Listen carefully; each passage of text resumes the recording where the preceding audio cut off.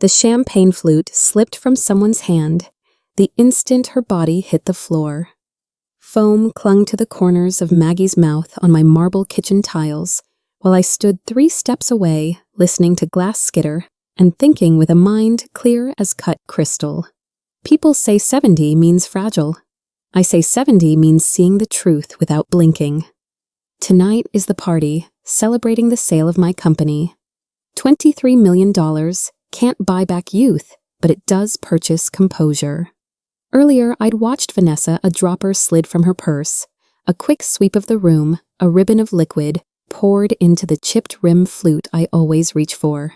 Don't scream, don't thrash. If you want to catch a snake, let it believe you're a mouse. I smiled, accepted the glass, thanked her, and waited. When she turned to parade a bracelet for the neighbors, I set that flute beside Maggie's purse. She lifted it without looking. 5 minutes later, the interesting taste on her tongue became convulsions. If you're watching, hit subscribe. This isn't a story about death. It's about who was supposed to die and why I'm still here.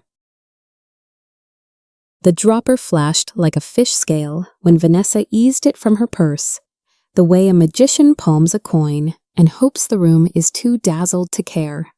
I wasn't. I marked the chip on my flute, the angle of her wrist, the tiny shiver in the liquid as it slid over the rim. 70 isn't fragile. 70 is a ledger of tells. I let my face go soft, smile lines, hostess warmth. Nothing to see here, and kept breathing through my nose the way I did in boardrooms when men confused volume for power. Every instinct screamed to slap the glass away. Instead, I filed details scent faintly floral. Her glance toward the sink, her quick tuck of the vial beneath a napkin. I repositioned myself by the island, let conversation flow around me, and chose the oldest tactic I know, let the guilty write their own memo. Silence isn't weakness. It's a microphone pointed at the soul. Timing is choreography. I waited for Vanessa's Sparkle Tour tennis bracelet, lifted to the chandelier neighbors cooing on cue. I drifted casual as steam toward the drinks. My chipped flute sat inside the arc of my elbow. Maggie's purse rested beside a cluster of clean crystal. Let me grab you a top-up, I told her voice, light fingers already mapping the path. I set my flute where her hand would naturally fall when she reached for her bag. Then I took a pristine glass, added a polite splash from a fresh bottle, and moved it to my side plate, all in the rhythm of hostessing napkin lave pour pass. When someone asked about the brand, I answered body angled to shield the switch. Maggie's gaze never left the story she was telling. Her hand moved like a tide found the nearest stem lifted. The exchange was so ordinary it became invisible. That's the mercy of etiquette. It hides the knife you aren't using. Maggie sipped and smiled as if she'd discovered a boutique vineyard in a Provence alley. Interesting finish, she said, tapping her lip. Metallic lives in the word interesting when you're old enough to recognize it. 5 minutes is an eternity when you're counting backward. The party thinned into sound forks. Ice small talk while I watched her pupils notch wider the bracelet at her wrist, losing its steady glitter. Her knees went first, a soft buckle like poorly set concrete. The glass spun, kissed tile fled in a bright skitter. I was already moving, sliding a chair, easing her down. 2 fingers at the pulse, the other hand clearing her airway. My voice found the tone that gets results, calm, sharp, unarguable. Call 911. Now. Foam gathered at the corners of her mouth like lace. People say shock is loud. It isn't. Shock is a room suddenly too large. Everybody speaking a beat too late, while one person kneels and stays very, very small. Sirens are the sound of structure arriving. When the EMTs burst in with their practiced urgency, the room snapped into Lane's airway vitals history. Real panic looks like information. What she drank, how much, how long ago, punctuated by the honesty of, I don't know. Fake panic performs volume and repeats itself like an advertisement. Vanessa clutched at my sleeve, mascara-threatening rebellion voice, projecting distress without delivering detail. She just collapsed. She was fine. Oh my God, oh my God. Meanwhile, the bartender remembered the bottle, the neighbor clocked the minute hand. I supplied Maggie's age allergies and the exact sequence from sip to seizure. One medic met my eyes and nodded the tiny professional courtesy for "you're useful." Vanessa dabbed, widened, trembled. I noticed what she didn't do, ask which hospital ride along, or volunteer what she'd handled near the drinks. Performance is glossy. Reality is granular. The stretcher lifted. The house exhaled. Vanessa checked a mirror. Daniel should have been anchored to his mother-in-law's stretcher. Instead, he hovered, scanning me for narrative, skimming his phone, like a man expecting instructions. "What happened?" he asked, but his eyes flicked to Vanessa first, the reflex of a partner calibrating the story. Guilt leaves fingerprints on timing. She was talking then, she wasn't, I said, letting the facts stand upright without adjectives. He wanted causes I'd bless as accidents, language he could recycle later. Maybe the seafood he tried, maybe the heat. The kitchen was 68 degrees, and Maggie hadn't touched shrimp. Vanessa inserted a sob, then a shiver. Daniel squeezed her shoulder, and in that small gesture, I saw collaboration more than comfort the silent. Check the "are we aligned" press of fingers. I asked which hospital they preferred, and Daniel's mouth closed. Opened again as if the answer lived somewhere outside him. People under pressure revert to training. They had trained for control, not care. "I'll follow in my car," I said already, reaching for my keys. "No, Mom, you should stay. We'll handle it." Daniel replied too quickly, as if the script demanded my absence. Concern is a door you open. Control is a door you block. I stepped around him, waved off a guest's offer to drive, and thanked the EMT who'd tucked Maggie's purse into a sealed bag. "Which hospital?" "St. Mary's," he said. "Room assignments will be posted at intake." Useful. Vanessa touched her heart and suggested I rest, drink water, let them update me. I've survived 3 recessions and 20 years of widowhood. Rest is not my first verb. "She's practically family," I told the medic, and the phrase made room for me in the corridor of need where no one argues. In the doorway, Daniel tried again, gentler this time, weaponizing worry. "Please just let us handle." I smiled the old boardroom smile. I don't delegate emergencies. Emergency rooms are nations with their own borders. Triage labs, observation. Language shifts at the customs booth. Acute poisoning etiology. Unknown, a resident murmured then to a nurse. Consider plant alkaloids. My mind indexed oleander foxglove aconite the way some women catalog linens. In the waiting area, Vanessa's stilettos kept time on linoleum, click, click, click. Her pulse exported to the floor. Daniel sat taut, phone convulsing in his hand, with messages he didn't open. I stood again, close enough to hear the housekeeping cart, far enough to watch them watch each other. Nurses asked for a list of Maggie's meds. Vanessa provided a fog where a list should be. I supplied supplements, vitamins, the brand of tea Maggie favored. The charge nurse wrote quickly, grateful for nouns. Over the vending machine's hum, I replayed the moment the dropper kissed glass. Poison is patient. So am I. We all waited for toxicology like weather. I chose a seat beside Vanessa, angled just enough for the words to arrive like weather rather than accusation. Lucky she barely touched the champagne. I said conversational as a recipe swap. The color drained from Vanessa's face, a precise 2 shades. Champagne, she echoed, testing the syllables for traps. "Oh, I'm sure it's nothing," I added, airy, the way women pad danger so no one flinches. You know how flavors can vary by bottle. Her hand missed the coffee lid by a fraction tremor, skating across the surface. Daniel looked up sharply, reading my line as a headline. Silence expanded, then Vanessa filled it, too fast, too bright. "Doctors said it wasn't food," she blurted. "We hadn't spoken to doctors together." "Did they?" I asked, mild as milk. She nodded feebly, eyes skittering to the doors, as if an exit might appear. "Bait isn't bait if it snarls. It's just a breadcrumb, and panic is the bird." A physician finally appeared, scrub cap tucked like a secret chart in hand. "She's stable," he said. "We're admitting her for observation. Labs are in progress. Relief is a theater. Some people bow too deeply." Vanessa performed gratitude, breathy and wet-eyed. Daniel's shoulders sagged to a more believable height. Can we see her? Vanessa asked, already rising. Family, only the doctor said, and she's sedated. Best tomorrow. He pivoted to me. Are you immediate family close friend? I answered the phrase that opens doors in the suburbs. His gaze softened. Close friends are the infrastructure of aging. Check with the desk in the morning. He left us with a stack of pamphlets about hydration falls vigilance. Vanessa stuffed them into her bag without reading. I pocketed one. Paper leaves trails. As they gathered themselves, purses, phones, excuses, I asked again which room, which nurse. Specifics matter. Vague keeps conspiracies breathing.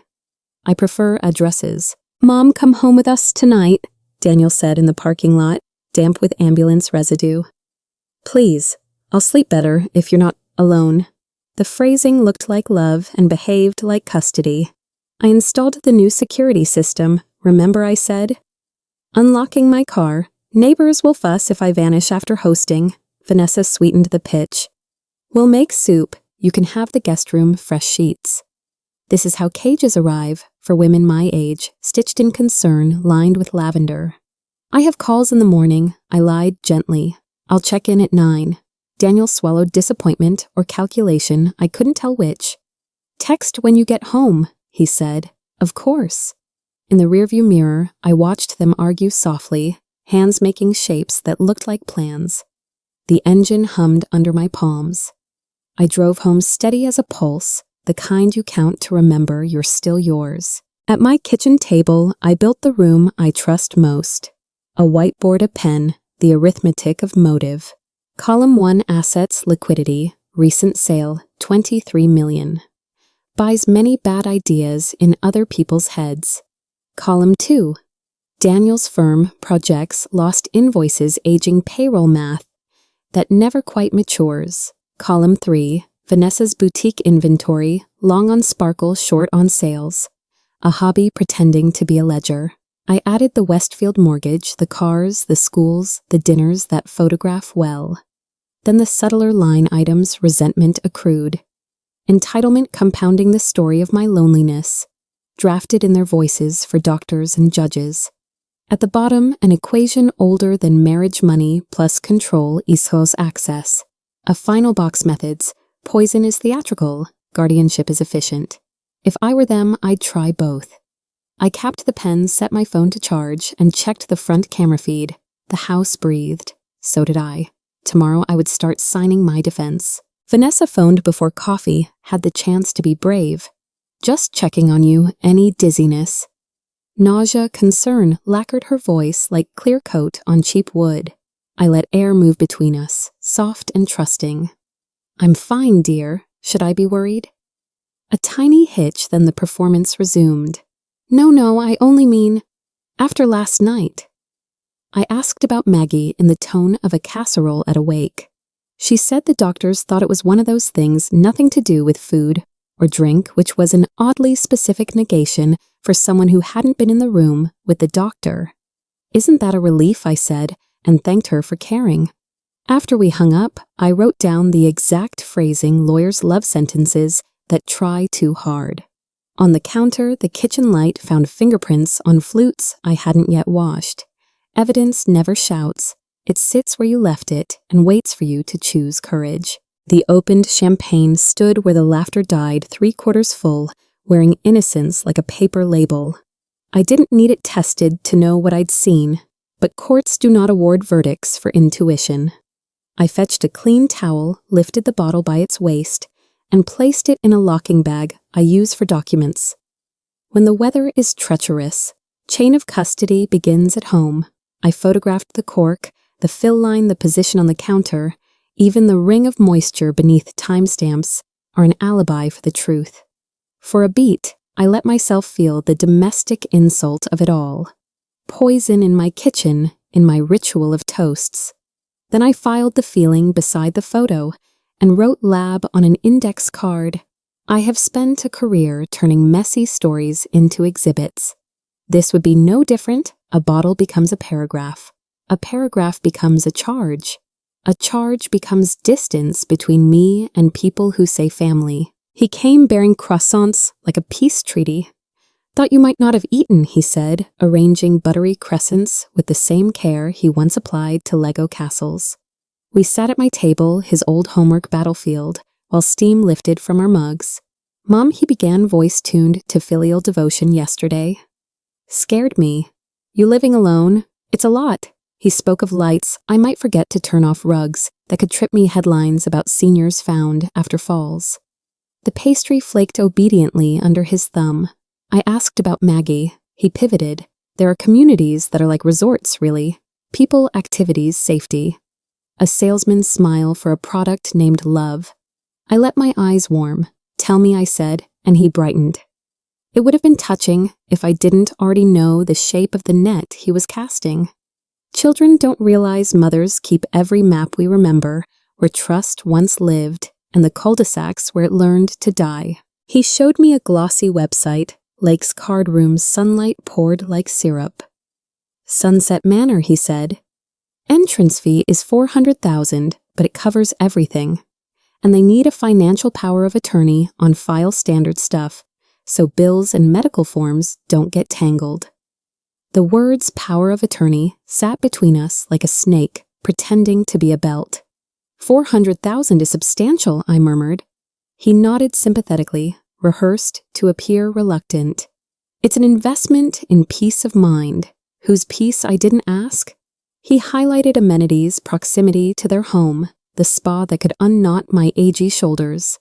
I watched his hands move steady, practiced, almost tender, as if he could massage me into compliance. In the window glass, my reflection looked like a woman auditioning for the role of dependent. I tried the line on for size and found it didn't fit. "Is there a wait list?" I asked. "Usually," he said, "but if we pay up front, every trap needs bait and a believable mouse." I softened my shoulders. Let breath taper in a sigh. Mothers use when they are finally listening. "Maybe you're right," I said.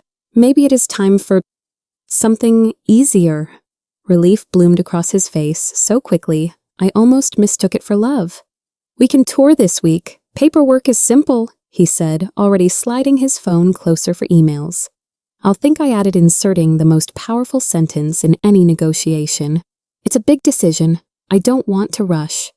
A pause that let hope fertilize urgency. People reveal most when they're 3 feet from victory. He pressed gently. I demurred gently. We rehearsed a tenderness that used to be real. At the door, he kissed my temple and promised links. When it closed behind him, I wrote 2 words on the whiteboard. Soft consent. It looks like surrender. It buys time. It is the velvet that hides the hinge of the door you will slam. I dialed Art because he is a man who appreciates verbs. "Walk me through your exposure," he said after hello, and I loved him for skipping pity. I gave him the timeline, the dropper the switch, the ER's alkaloid whisper the sales pitch wrapped in pastries. 2 fronts, he said, criminal and civil. We preserve evidence and preempt guardianship. He outlined evaluations that establish capacity notarizations, that discourage creative relatives, and language that locks doors. Even kind hands sometimes open. Also, he added document every conversation. Dates, phrases, offers. I told him about the bottle. "Good. I'll handle the lab. I want chain of custody paperwork before it leaves your house." He paused. "Sarah, I'm sorry." I let the word pass through me like weather, and then wrote the list. He dictated POA, firewall trust restructure, medical directives, alerts on accounts. When we hung up, I felt less alone. A lawyer is a lighthouse, not warmth, not forgiveness, visibility. By noon, installers threaded discreet cameras through the ribs of my home entry kitchen hallway, the places where stories change their clothes. A panic button settled into the wall like a new freckle. I told the neighbors I'd had packages taken. Nobody questions security after porch theft. Art's courier arrived with a binder thicker than grief-updated will, directing the bulk to charities that outlive scandal, a lifetime annuity for Daniel. So love remains unconfused with reward. Medical directives naming who may not speak for me, even if they cry. We created alerts if anyone requests records or attempts to move funds. The trust coughs alarms into a dozen inboxes. I signed with a hand that didn't tremble. Strength is not the absence of fear. It is the decision to hire infrastructure. When the last technician left the house, blinked once awake to its new job. I poured water, not wine. Champagne is for victories. Today was about architecture. Late afternoon brought them back all soft edges and hovering worry. We were nearby, Vanessa said, eyes sweeping the corners where new lenses lived. Thought we'd check on you.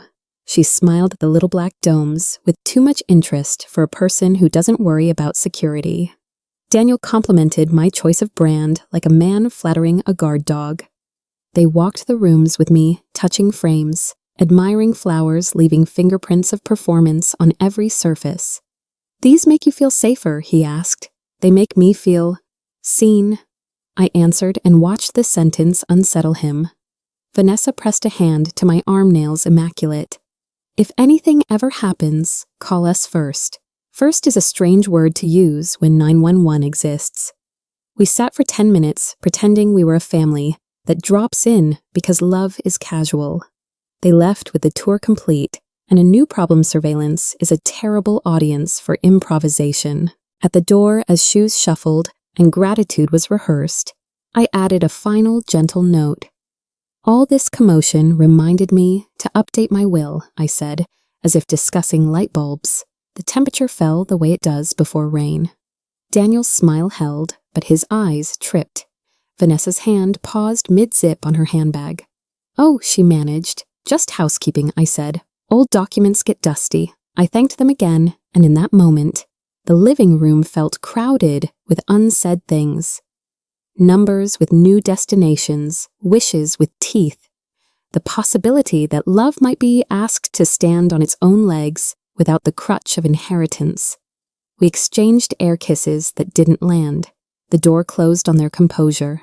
In the foyer camera, I watched their faces shed their indoor expressions, smooth concern replaced by calculation. Wills are mirrors. Announce one, and you learn who still likes what they see. Through the monitor, their car became a confession booth. Vanessa spoke with her hands-sharp punctuation against the windshield. Daniel gripped the steering wheel and stared forward, like a man trying to drive a future that no longer obeyed. A phone appeared, disappeared, reappeared the choreography of people deciding which accomplice might still be useful. I opened a Merlot I keep for evenings when memory needs company.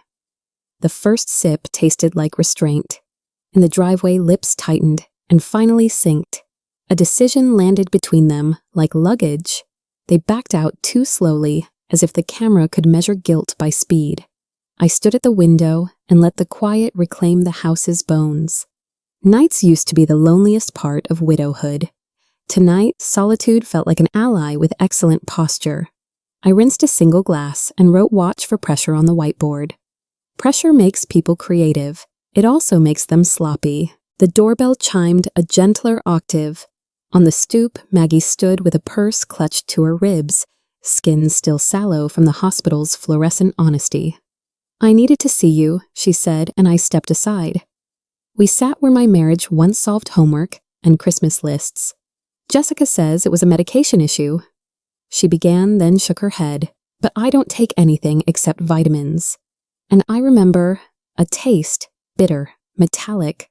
I saw her earlier by the drinks with a little bottle. The room held its breath. She stared at her hands like they might hold instructions. I don't want to believe my own daughter. Belief doesn't change chemistry, I said softly. And chemistry doesn't care about last names. Her eyes filled but did not spill. We discussed the hospital, the timeline, what the doctors had implied, and what they hadn't. When she left a space for truth, I did not leave her alone with it. I switched the glasses, I said. The sentence landed with the weight of a second chance neither of us had requested. Maggie's breath hitched, then her shoulders squared, as if some private court had just called us both to the stand. So it was meant for you, she whispered. I believe so. We let the ethics walk the room, my choice, her consequence, the mathematics of survival that sometimes feels like betrayal, even when the numbers are kind. I won't protect her from this, Maggie said at last, and the steel in her voice was the most honest sound of the week. I poured tea because rituals keep grief from spilling everywhere. We exchanged phone numbers, timelines, and the agreement that truth would not be left to wander. They will try something else, I warned. She nodded. Then we will be ready. When the door closed behind her, the house felt less besieged. Allies change the pitch of silence. So do witnesses who are mothers. I called Trish because she treats people like ledgers and lives like case files. Find me everything on Daniel and Vanessa, I said. Her voice warmed with the kind of curiosity that used to scare bad partners, efficient, unromantic. By that afternoon, she began to unspool their world public records. Liens, phone payments, that odd pattern of small disbursements to names that might be aliases. Trish asked for permission to dig into bank activity, were legally permitted to watch homes, to pull property titles. I signed checks, never an easy thing for a woman who learned to negotiate with handshakes and contracts, but there was comfort in paying attention correctly. When she promised results in 48 hours, I believed her not because she was fast, but because she knew how to make other people sloppy in the way they hide things. If they're planning a slow coup, she said, we'll put daylight on their ledger. I imagined spreadsheets like scaffolding around them. Scaffolding falls when you take out the bolts. I chose the old bistro because it smelled like graduation espresso lemon tart. Victory that used to be communal. Daniel arrived the way guilty men do. Punctual, a little too neat, he talked about projects, then softened into the pitch. He'd practiced at home Sunset Manor again, saying the words like a man testing them for warmth. Maybe you should tour, he offered, eyes bright with rehearsed concern.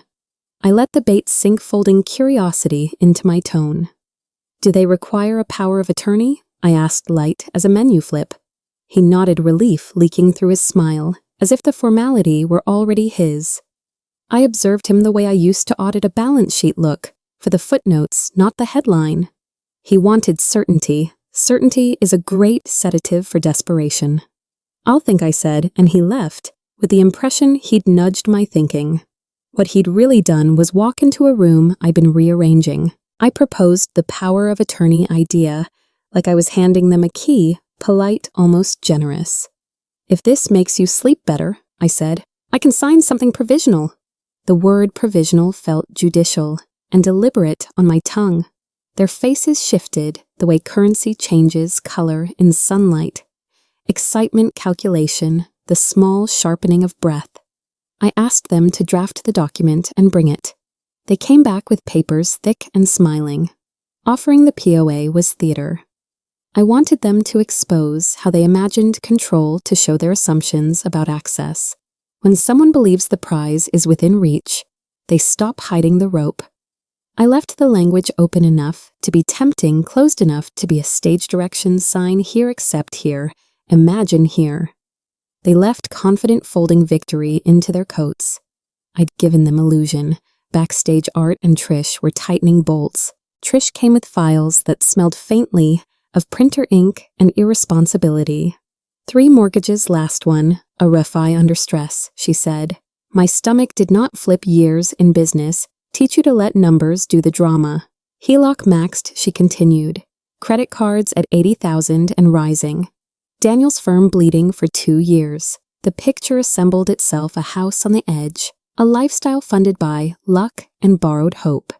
She handed me a spreadsheet that traced payments to late fees, to luxury purchases, to a pattern of living upriver from income. The data didn't point to motive, it pointed to desperation. Desperation does strange, inventive things to morality. Trish tapped a line. They've been draining a reserve account. I felt less fury than a practical cold. When people count on your death for solvency, it is a business problem as well as a betrayal. I put a sticker on the report, preserve, notify. The line that made my pen clatter was small and legalistic. Beneficiary, Vanessa Cole. Policy purchased 6 months ago. $500,000. Insurance is a contract that whispers futures. This one shouted. Trish had the policy number, the agent's name, a scanned application signed in a hand I recognized from wedding toasts. It is one thing to be greedy, It is another to underwrite it with paperwork.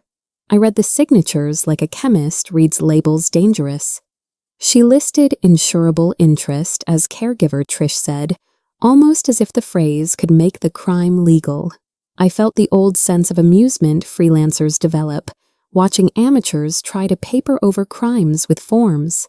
They thought the policy smoothed the edges of intent. It doesn't. It magnifies motive. I closed the folder and felt suddenly very tired and very ready. A darker thread appeared in the ledger, recurring payments to Dr. Nathan Feldman, geriatric psychiatrist. Small amounts at first, then more regular. Consultations, said Trish, tapping the column. But look at the dates 2 months before the policy. 3 months before the party. That pattern is surgical in its implication. A psychiatrist who evaluates competence on a biased script is an accelerant for guardianship. I pictured meetings smeared with persuasion checklists written to find failure. I called Art immediately and left a message. If Dr. Feldman's notes could be influenced, then declarations of incapacity could follow like dominoes. This wasn't amateur hour, I thought. This was a strategy meeting. When you add a clinician into a family's financial choreography, you change the tempo of morality. It becomes medical, not criminal. And institutions sometimes prefer ease to truth. Art's voice over the phone was steady. They set up a path, established doubt about capacity, then use that doubt to secure residential placement and financial control. He listed the components like a recipe, staged incidents, corroborative testimony, a cooperative clinician, assigned POA, then phased access to accounts. I drew the arrows on my whiteboard, the diagram slick and ugly in its clarity. We need to interrupt at multiple points, Art said. We preserve labs, lock account alerts, restructure trusts. He suggested clauses that trigger audits if anyone requests transfers, and a contingency that reroutes assets to charities if an attempted guardianship is fraudulently pursued. It felt theatrical to design a trap using law, but law is a tool for people who respect evidence. We would not wait for greed to complete itself. We would preempt it. I enjoyed the feeling of folding their plan into a paper cage. That evening, they came with the kind of professional calm only practiced conspirators achieve: thick envelopes, printed disclosures, an admissions contract with boilerplate that smelled like inevitability. Vanessa walked in with a tablet clicking terms like a woman checking boxes off Destiny. This is standard, she said. They need the disclosure signed. The POA they'd drafted was broad alarmingly, so granting access to accounts, to investment instructions, to healthcare decisions without periodic review. I read the clauses slowly aloud, sometimes for my own pleasure. Daniel's jaw clenched when I paused at unlimited discretionary authority. It's a phrase that feels like inheritance by bulldozer. They expected compliance. Instead, I asked for a night to consider. Their excitement didn't hide the way their fingers brushed the way they leaned in when I read the paragraph that would let them relocate me. Of course, I said, smiling a small wet smile. It's important. I'll think it over. They had rehearsed for immediate triumph. The pause unsettled them. I watched them scramble for urgency. We must submit by morning. There's a unit, they lied, sweet and sharp. People in pursuit of a prize often invent deadlines to pressure the undecided. I wrote sleep on it on the whiteboard in capital letters. Sleep is the oldest refusal. In the quiet plans unspool, the nervous inventiveness that lads believe is courage gets tired. I told Art and Trish to stay available, but stay quiet. Let them believe momentum remains. Meanwhile, I set another machine in motion, one that pretended to hand them keys while delivering locks. Art drafted a decoy, a power of attorney document that looked comprehensive but pointed accounts to a negligible checking number, $1, effectively a shell. He notarized the fake in case they tried to bank on its authenticity. He also coordinated with Det, Karen Alvarez, to be on call.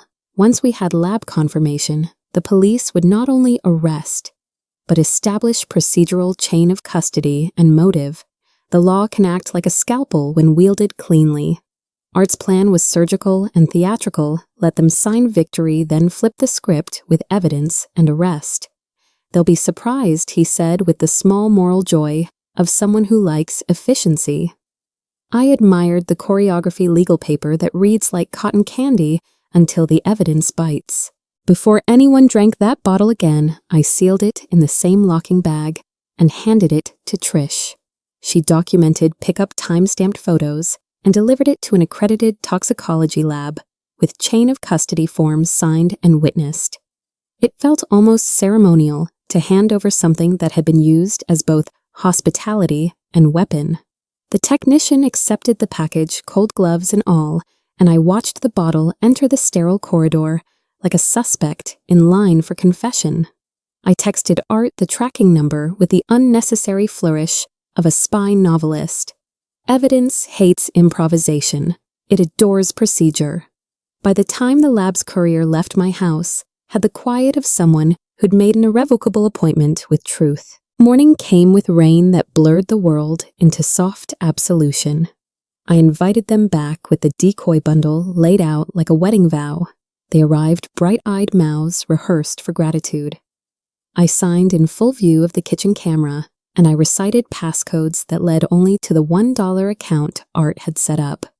I watched pride bloom on their faces like stupid flowers. Vanessa typed access into a laptop with hands that trembled with anticipation. Daniel breathed as if victory had weight. They left singing small private songs, already moving their chairs around an imagined table in my absence. I sat with the steaming cup and felt neither gloat nor grief. Only the steady satisfaction of a plan executed with the dignity of paperwork and the cold kindness of a woman who refuses to be surprised again. I set the stage with coffee folders and the calm of a woman who has already signed her future. Art will drop by for a quick tax addendum, I told them, letting the phrase tax addendum lull their blood pressure. When the doorbell rang, Daniel straightened his tie. Vanessa adjusted her smile. I opened to a badge and rain on the brim of a navy hat.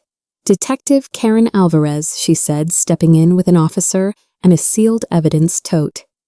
Vanessa's smile faltered like stage lighting losing power. Daniel tried to manufacture hospitality. The detective preferred a table. We moved to the kitchen, the scene of the draft and the play. Alvarez took in the cameras, the signed pages, the polite arrangement of pens. Mrs. Whitman, she said we received toxicology you'll want to hear.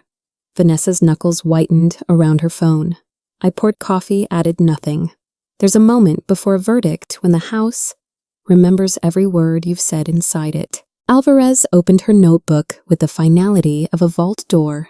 The champagne submitted from your residence contains a concentrated cardiac glycoside consistent with oleander extract, she said. The highest residue was found on a flute identified by a distinctive chip on the rim. My chipped rim glass, my habit made into evidence.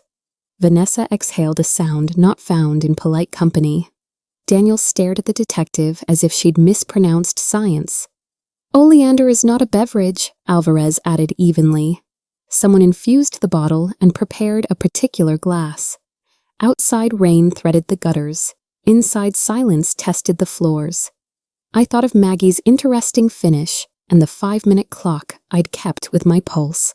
The detective laid down lab forms with chain of custody signatures, names, marching like soldiers who do not forget orders. Vanessa's eyes tracked the paper as if it might suddenly choose a different story.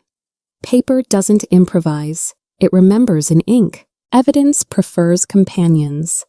Alvarez produced the next an insurance file with the clean smell of new malpractice. 6 months ago, Ms. Cole purchased a $500,000 policy on your life, listing herself as beneficiary, she said, tapping the signature block where Vanessa's name bloomed in confident cursive. Vanessa began to talk in Loop's caregiver paperwork, mistake a misunderstanding bred by love. Loops are not ladders. Daniel's jaw came unhinged. Shock or recognition, I couldn't tell yet. I kept my hands flat on the table, palms cool to wood. That policy aligns with a sudden change in your household security, a retirement party gathering, and a poisoned bottle. Alvarez continued, Motive is a triangle. Hers was equilateral. Vanessa aimed a plea at me, the kind meant to grab a mother's hand. Mothers rescue children. Women like me rescue facts. Detective, I said, I have information that will clarify target and intent. Vanessa blinked as if someone had switched the weather. I watched Ms. Cole extract a dropper from her purse and dose the flute with the chipped rim, I said. When she was distracted, I moved that flute beside Maggie's purse. Maggie lifted it. The convulsions followed within minutes. The word minutes did what it always does, turns fog into a wall clock. Vanessa's face searched for a mirror that would tell her a better story. Daniel looked at me as if I'd sprouted a stranger's voice. You saw, he whispered. Yes, I said. I chose not to create a public scene. I chose to create a record. Alvarez's pen didn't hesitate. So the intended victim was you. Yes. Saying it out loud felt like signing a receipt for a package I hadn't ordered. Vanessa tried a new angle. The dropper was vitamins. The chip was coincidence. The taste was Maggie's health. Coincidence doesn't file insurance applications 6 months early. Vitamins don't mimic oleander with chain of custody. Sweat found Daniel's temples the way rain finds a roof seam. Slowly then, all at once. Vanessa's panic so convincing at parties curdled in the hard light of procedures. Alvarez stood voice level as a spirit level. Vanessa Cole, you are under arrest for attempted murder and related offenses. The cuffs clicked small and declarative. Vanessa's mouth made shapes that used to be command and had become noise. She looked at Daniel for a script and found only static. You can't, we can. Alvarez said, we have. The officer read rights with the professionalism of people who carry heavy keys. I kept breathing like a woman in a yoga class, inventorying body parts I still owned. Vanessa shot me a look that promised future weather. I have lived through storms. This one brought umbrellas with badge numbers. When the door opened to the rain, the house inhaled relief and the faint metal scent of endings. Sid, I told Daniel, and he did, as if the chair were suddenly the safest thing still loyal to him. I set my phone down and slid across screens the thread with Vanessa he'd believed would stick to their devices. Sunset Manor scare her, read one bubble. By Sunday, she'll beg us, read another. His pupils widened to the edge of apology. I thought she meant, noise a staged break-in, he stammered. To make you see, you need care. The word care had never sounded so carnivorous. You were preparing coercion couched as concern, I said. You understood the plan required fear. He pressed his hands to his eyes, the gesture of a boy who'd lost a marble in tall grass. I didn't know about poison, but you were content with terror, I said softly. He nodded once, a small ruined motion. Alvarez, still present, recorded the living anatomy of complicity. Under the weight of quiet, Daniel began to talk like a drain clearing. There was a backup, he said.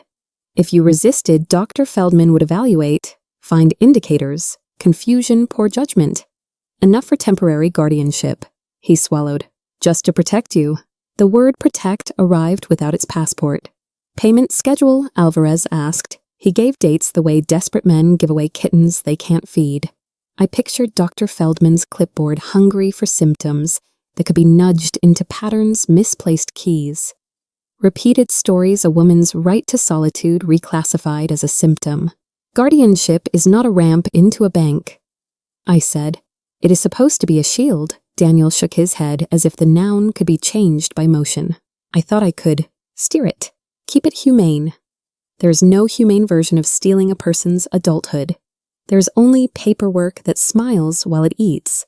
I let him have a breath before I handed over the ghost.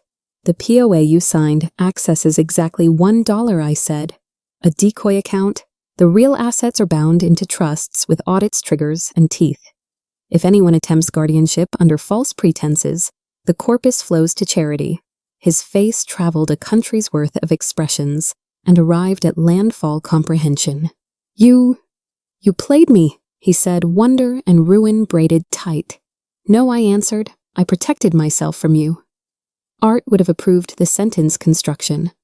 Alvarez watched us with the professional sadness of a person who has seen more families than holidays. The house felt like a courtroom and a nursery at once, judgment and the memory of a boy who brought me dandelions. The decoy document lay between us all, crisp edges and harmless lies. Some signatures save lives precisely because they don't do what they promise. The accusation came out of him raw. "You've ruined my life." I let it sit with us unwrapped. "No," I said, "you ruined yours when you decided my money was a solution instead of a temptation to be resisted." He flinched. "The business, the debt, none of which entitles you to my person," I said. "You keep using words like safety and care. What you mean is control." His shoulders collapsed, the posture of a man who finally recognizes the cost of every shortcut he ever took. I thought of the hand I used to hold, crossing streets of the nights I stayed up for fevers. Love keeps records, too. "I would have helped," I said, quieter now. "I have helped, but help does not come with a crowbar." He put his head in his hands and did what children do when consequences finally find them. He cried without elegance. From the front hall, the click of a cruiser door closing sounded like a chapter snapping shut. Rain pinned the scene in place. Vanessa was now a problem for a system that loves affidavits more than alibis. Daniel sank deeper into the couch as if fabric could absolve. Alvarez gathered her papers. "We'll be in touch," she said, efficient without cruelty. When they left the living room, exhaled. The camera blinked its little red witness. I stood in the doorway and watched the space where Vanessa had tried to occupy the role of daughter, watched it empty. Grief is not always for people you lose. Sometimes it's for the version of them you thought existed. Daniel stared at the floorboards as if they might offer clemency. They did not. Floors are indifferent. They bear weight and keep their own counsel. Art arrived with his briefcase like a priest with a book of hours. "Toxicology hit?" he asked. I nodded. He reviewed the trust provisions with the reverence of a man who respects good drafting. If a petition for guardianship is filed with contested capacity and a conflict of interest, the asset river diverts to named charities until the petition is dismissed. "Think of it as a tripwire for greed," he said. "They can still try, but the ground disappears under their feet." He handed me copies of alerts already dispatched to Banks Hospitals and Feldman's office. Any inquiry triggers council contact and audit. If they write your story without you. Art said the paper rejects the ink. I smiled for the first time that day in a way that reached my eyes. Paper, when aligned with ethics, is a very polite sword. The house was quiet enough to hear decisions settle. I walked back to the kitchen where this began marble glass. A chipped rim that had been my habit and almost my epitaph. "Karma doesn't shout," I said to the room that had witnessed us. It signs in bold on the signature line. I pictured every page we had, assembled the decoy that protected me, the trust that punished corruption, the lab results that honored chemistry over theater. People like to imagine justice as a door kicked in. I prefer a door that opens with a key no thief has copied. Outside, the rain eased to a whisper. Somewhere in town, a booking clerk typed Vanessa's name. Somewhere else, a server saved Daniel's texts to a file marked evidence. I rinsed a single cup, dried it, and returned it to its exact place. Order is my small religion, paper is my prayer mat, and breath steady owned is my amen. 3 months later, justice arrived without theatrics. Vanessa received 15 years, Daniel 3 for conspiracy. Courtrooms have a way of sanding people down to the facts that matter. I sat behind the bar in a jacket that had witnessed better family portraits and listened to a judge say the words that translate grief into boundaries, custody, intent, term. Vanessa stared forward like a woman counting exits on a highway she didn't take soon enough. Daniel looked smaller than his suit, a boy who'd run out of hall passes. I did not gloat. Sentences don't heal, they just stop the bleeding. Outside, reporters hunted heat. I offered only cool nouns, evidence, safety, procedure. The day tasted like paper and rain, Back home, I placed the transcript into my cabinet of kept promises. People think closure is a door slamming. It's really a file sliding shut, with a click you can barely hear, and a house learning the sound of its own quiet again. The phone rang with the kind of news that straightens a spine. "Grandma, I got into Northwestern pre-law." Lily said words tumbling like clean laundry. I shut my eyes and let the phrase pre-law land somewhere soft inside me. "You'll learn to argue for what's fair," I told her, "not just what's possible." She laughed. "I want to be the person in the room who says, 'Show me the paperwork.'" The sentence made my past 3 months feel suddenly translated. All that documenting wasn't just defense, it was curriculum.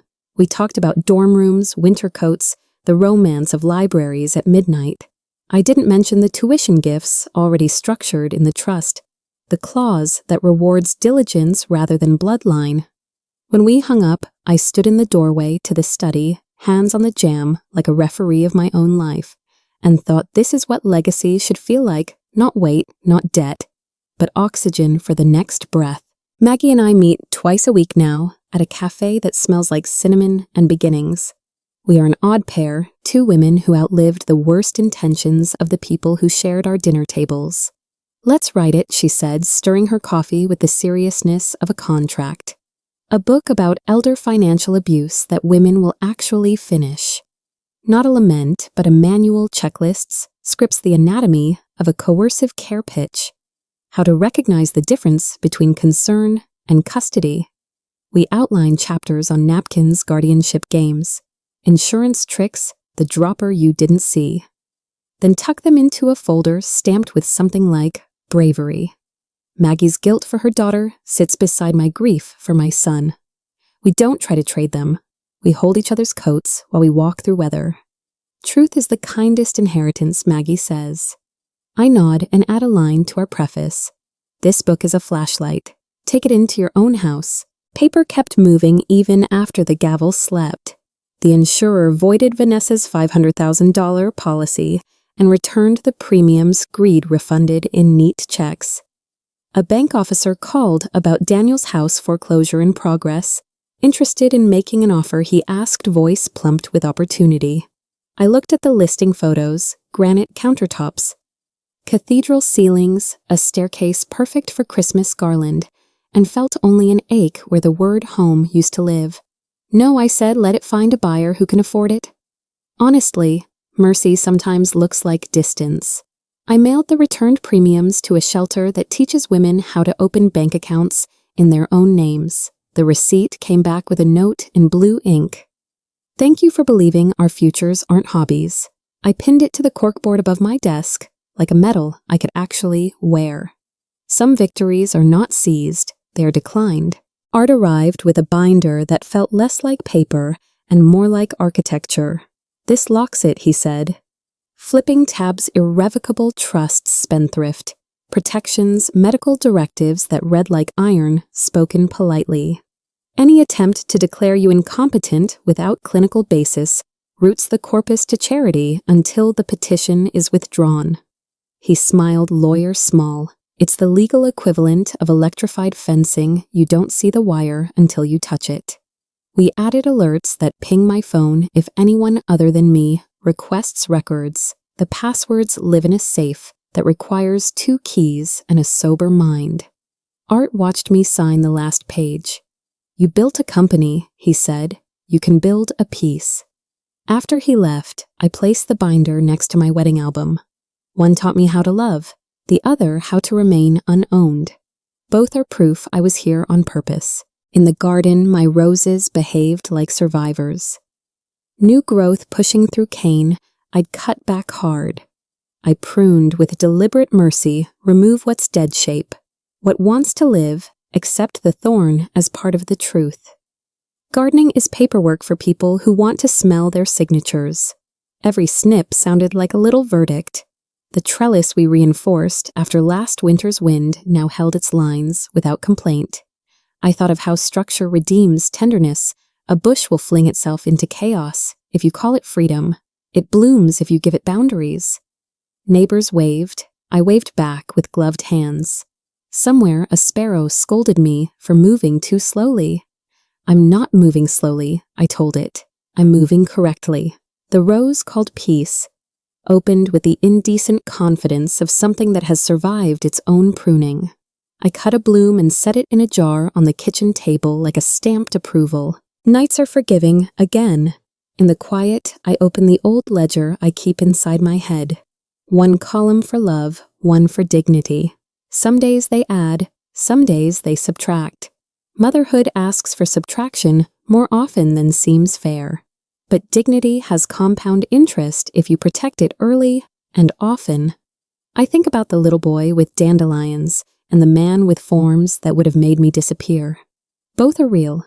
I can love one without surrendering to the other. Forgiveness is not a deed transfer, it's a zoning law. You may enter my city in the daylight, but you may not build here anymore. I place a photo of Daniel at 12 in the hallway, not as absolution, but as witness to the fork in the road we both missed. I wish him a future where he chooses better verbs. I wish myself mornings that begin with my name on my own mouth. To every woman between 30 and 60. Listening from kitchens, cars, and quiet offices, protect yourself with paper, with allies with that part of your gut that doesn't require translation. Ask for copies, take photos, write dates. Care that requires your silence is not care. It's custody, auditioning for a paycheck. Share your passwords with someone who loves you, without wanting to manage you. Appoint a power of attorney you chose in the daylight. Meet one professional who learns your baseline on a good day, so a bad actor can't invent a new one for you later. And when fear tries to teach you to be small, answer in your calm voice. I am not a secret. The world is kinder to women who document, but it doesn't start kind. We make it kinder by refusing to vanish into our own lives. If you need a script, borrow mine. It begins, I prefer addresses. I wrote to Lily on heavy paper that makes pens behave. Money is a tool I began, not a rescue. Tools build houses and fences. They do not adopt your character for you. I told her about the thrill of a first profitable quarter and the duty of a last paycheck signed correctly. I explained why philanthropy should come from surplus, not apology, and how to spot the difference between generosity and performance. Love people, I wrote, but don't fund their worst habits. Even your own. I included a list of the documents every adult should have by 25, and the phone number of Art's junior associate who charges like a human being. I pressed a rose petal between the pages because lessons land better with beauty. At the end, I added, if you ever feel rushed, pause. If you ever feel shamed, ask for it in writing. If you ever feel alone, call me before the contract calls you. The house knows my footsteps again. Cameras blink their little assurances. The alarm panel glows like a nightlight for grown women. Uneventful is a luxury I budget for now. Tea steeped without checking the driveway, a novel that isn't research. A bath where the only emergency is too much salt. I walk the perimeter at dusk, the way I used to walk factory floors, attentive, proud. Control once meant running a company. Now it means choosing when to open a window and who has a key. People ask if I feel older after all this. I don't. I feel properly sorted. Age is not a failing. It's a filing system. The doorbell rings only when I invited it. The phone vibrates with Lily's memes. I sit in a chair that fits my back and think I did not become smaller to survive. I became specific. Specific is how you win quietly. I keep small rituals that remind the house who's in charge. Each Sunday, I open this safe with 2 keys and a clear head touch, the binder, the directives, the trust-proof breathing quietly in plastic sleeves. I text Maggie a photo of our table of contents draft. She replies with a thumbs up and a stubborn heart. I schedule maintenance, not because I'm afraid, but because reliability is self-respect in uniform. I water the fern I almost killed last winter, and it forgives me by staying green. I leave one lamp on by the bookshelf, a soft beacon that says there is study here, not hiding. When dusk cools the windows, I list 3 things I chose today. What to read, whom to call, when to rest. Choice is my favorite currency. I spend it deliberately. Tomorrow, I'll walk the block at sunrise, nod at the mailman, and slide a stamped envelope to Lily into the slot.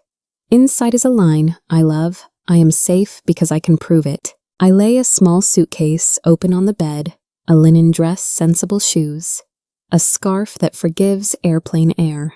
The ticket to Chicago slides into the outer pocket like a promise deferred and now kept.